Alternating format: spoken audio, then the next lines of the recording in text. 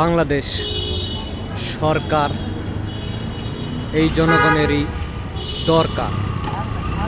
বাংলাদেশ সরকার কর্তৃক পরিচালিত ওএমএস ট্রাকসেল, এখানে লাইনে দাঁড়িয়ে আপনি চাল নিতে পারবেন 30 টাকা কেজি, আটা নিতে পারবেন 24 টাকা কেজি।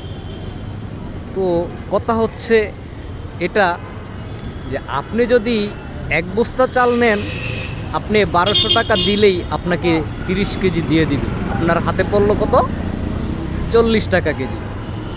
কিন্তু যারা লাইনে দাঁড়িয়ে আছে তারা শেষ পর্যন্ত দেখা গেছে আপনার যখন কাছাকাছি যাবেন চাল শেষ হয়ে যাবে।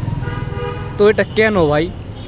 সারাদিন দাঁড়িয়ে থেকে যদি আপনি চাল না পান, সেই চাল বেশি দাম পেয়ে তারা সাইড থেকে বিক্রি করে দিবে, এটা কি দেখার মতো কেউ নাই?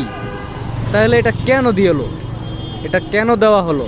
এই সরকার এই যে truck sale, OMS truck sale করা হলো মানুষকে, জনগণের জন্য, তাহলে মানুষদেরকে যদি এভাবে সাইডের থেকে বেশি দাম পেয়ে তারা বস্তায় বস্তায় আটা এবং চাল দিয়ে দেয়, যারা লাইনে দাঁড়িয়ে থাকে তারা শেষ পর্যন্ত যায় কিছুই পায় না, চাল তো দূরের কথা। এটা কেন? দেখার মতন কি কেউ নাই?